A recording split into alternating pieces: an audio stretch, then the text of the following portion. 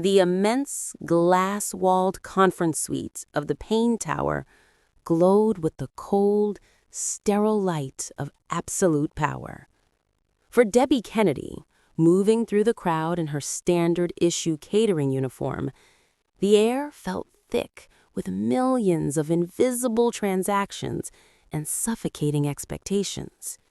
She was here to serve champagne and canapés, her worn shoes a stark contrast to the marble floor, her thoughts fixed on the 3 semesters of tuition her savings had to cover.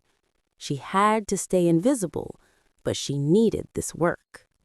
Across the room, Thomas Payne, the hyper-rational and ruthlessly successful billionaire CEO, felt a pressure far heavier than any financial burden. He was trapped against a towering display by his formidable grandmother, Eleanor Payne, who was holding court with a lawyer from a rival firm. The merger depends on stability, Thomas, and stability depends on an appropriate match. Thomas's jaw was granite. He scanned the room, looking for any way to escape the gilded cage his name provided. His eyes snagged on Debbie. She was expertly navigating a cluster of laughing bankers, her unflappable poise and quiet intelligence standing out in the chaos. When a drunken executive tried to grab a tray from her and snapped a rude order, Thomas saw the fire in her eyes, the familiar defiance of someone pushed too far. He saw his chance. He crossed the room with the purposeful gaits of a man closing a deal, parting the crowd with his presence alone. He reached her side and leaned in, his voice a low, commanding current that cut through the noise. "I need a shield. Pretend to be my fiancé." Debbie stared, her mind blanking. "What?" she managed. He didn't wait for an answer. His hand, warm and firm, wrapped around her arm. He pulled her flush against his side and whispered fiercely, "Play along. I'll make you debt-free by dawn." He turned them both to face his approaching grandmother, the possessive claim already evident in his touch. "Grandmother, I believe you haven't met my fiancée, Debbie. Our engagement, like our love, is final." Eleanor's eyebrows rose slightly, her gaze sweeping over Debbie. How unexpected. "We'll discuss this tomorrow, 9 sharp." She glided away, leaving Debbie trembling. "Are you insane?" Debbie hissed the moment they were alone. "Follow me." Thomas led her to his private study. 6 months as my fiancé. Public appearances to satisfy the board. $500,000. Her breath caught. "Why me?" "You're nobody. No connections, no agenda. Intelligent enough to play the role, desperate enough to accept. Half up front." He slid a contract across the desk. Her hands shook as she read the terms. 6 months. Public appearances.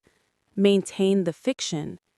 $250,000 within 24 hours.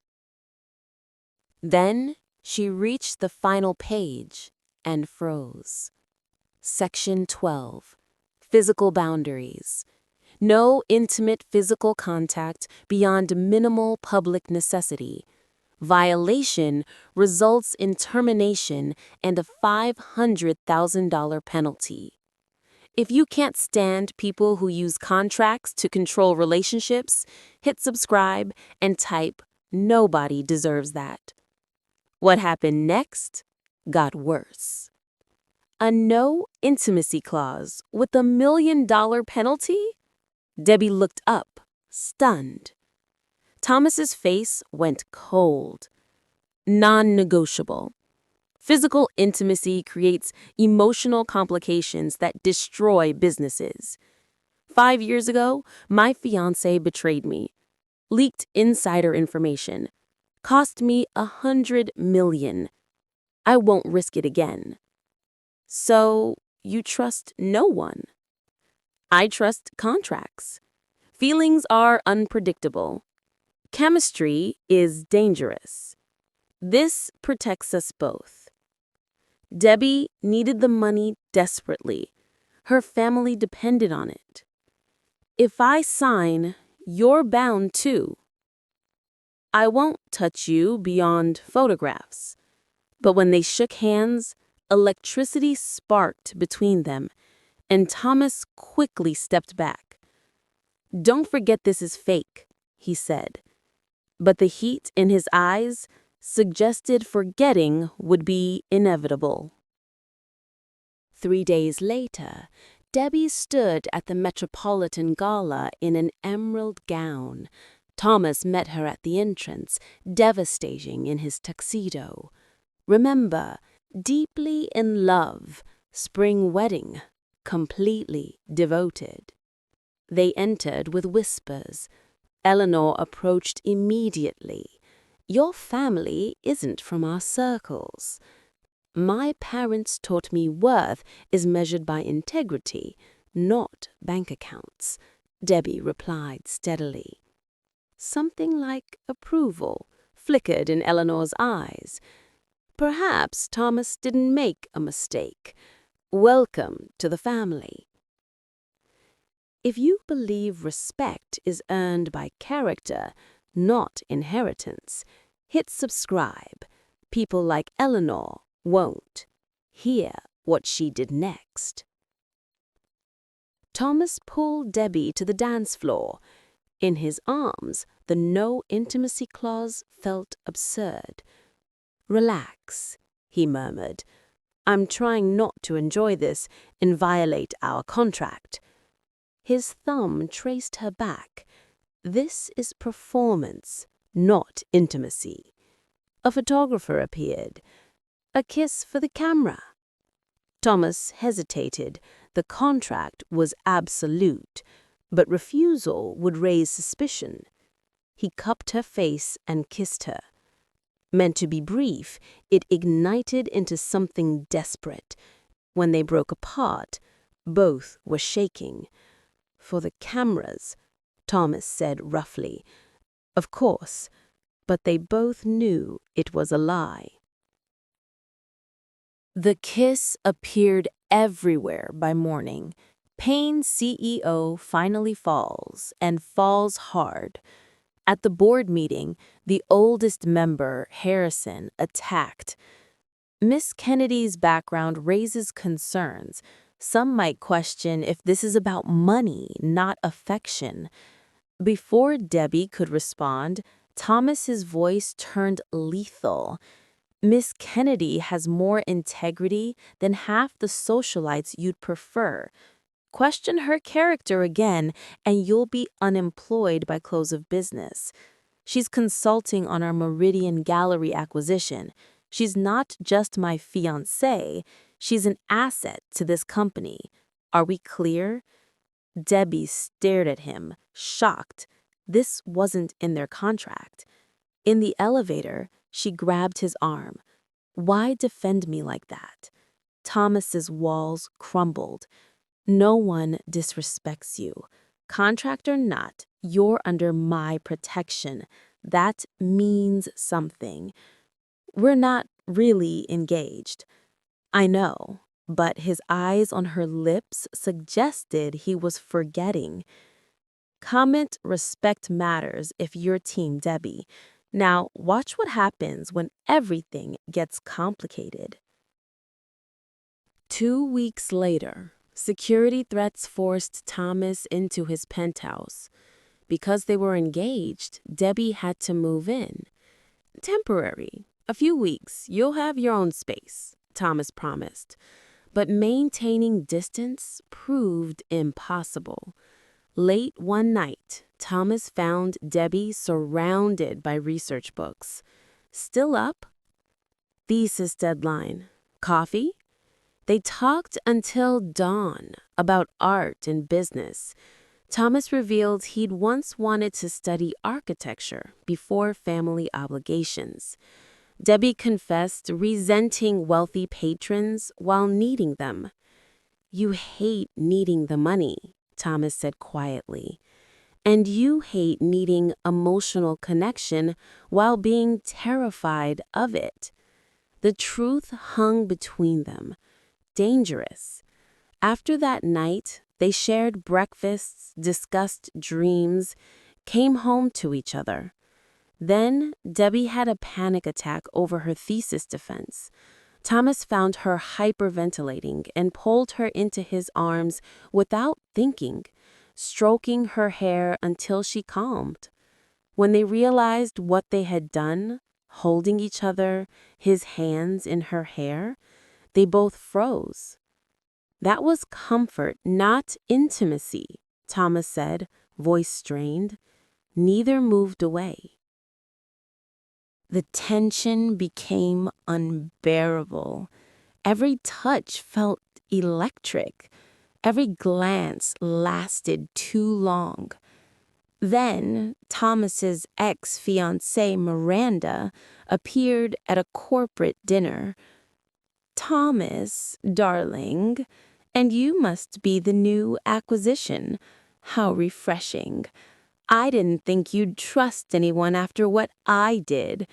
Or did you find someone who can't hurt you because she doesn't actually matter?" Thomas stood, voice lethal. "Debbie matters more than you ever did. The difference is she has integrity. We're done here." In the car, silence suffocated them. "You didn't have to defend me," Debbie whispered. "Yes, I did." Thomas turned to her, eyes blazing. "You matter so much, it's destroying every rule I made to protect myself." Debbie reached for his hand, their fingers interlaced. Suddenly, Thomas pulled her closer, forehead pressed to hers, both breathing hard. "We can't," he whispered, even as his thumb stroked her cheek. "I know." But Debbie's hand fisted in his shirt. "The contract!" They stayed frozen, a breath from kissing, from destroying everything. Finally, Thomas pulled away. "I'm sorry, that can't happen." But time was running out. The next morning, articles exploded. Payne's fiancée, gold digger or con artist. Fabricated debts, invented scandals, photoshopped evidence, complete character assassination. Thomas stormed in, furious. "Eleanor hired investigators, manufactured this. She's forcing me to break the engagement and accept her arranged match." "Then end it," Debbie said hollowly. "Don't let this damage your company. That's what the contract was for. I'll disappear." "No," Thomas's voice was absolute. "I'm not letting them destroy you to control me." "Be rational. I'm the liability. Cut me loose." "You're not a liability. You're the only real thing in my life, the only person who sees me, not the company. I don't care about the merger. I care about you." "The contract." "Damn the contract." Thomas cupped her face with shaking hands.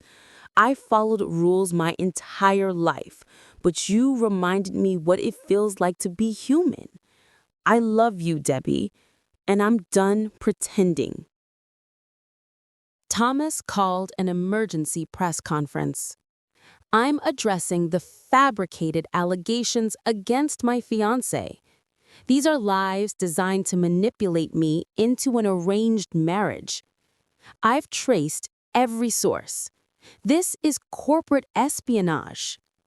He turned to Debbie, taking her hand.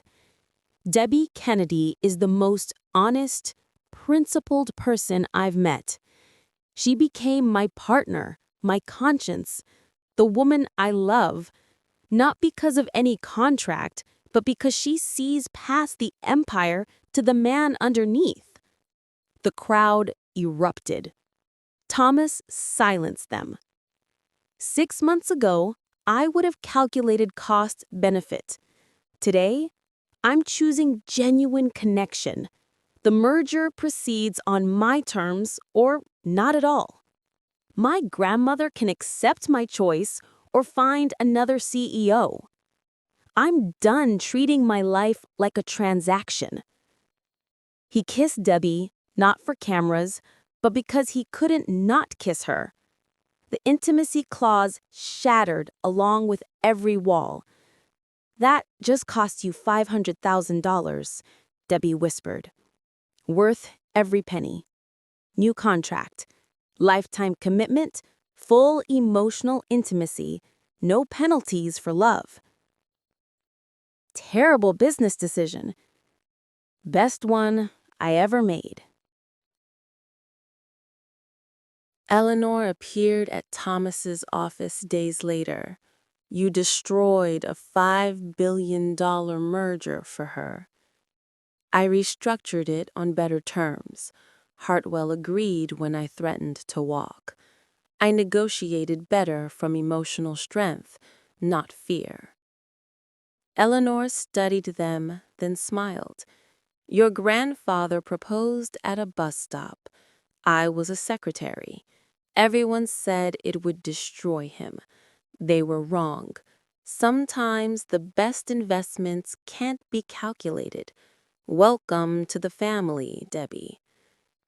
6 months later, Debbie stood in a cathedral she'd chosen, wearing a dress that made her feel beautiful. Thomas waited at the altar, eyes full of everything they'd fought to deny. No contract this time, the officiant joked. Don't need one, Thomas said, taking her hands. Some promises are too important for paper. Though I'm keeping the no intimacy clause just to watch you suffer. Breach of contract. I'm suing for every second I'm not kissing you. Their kiss lasted so long, the priest cleared his throat twice. When they broke apart, Thomas whispered, Best deal I ever made. I thought I was a terrible business decision. You are. You're also the only decision that matters. Debbie joined Payne Industries as Director of Cultural Acquisitions. Thomas learned to balance business with vulnerability. Together, they proved the best partnerships aren't built on contracts, but on trust and the courage to break your own rules for the right person. The original contract, framed in their home, reminded them, sometimes the most valuable things can't be negotiated or controlled. Sometimes you just have to trust that love is the best investment you'll ever make.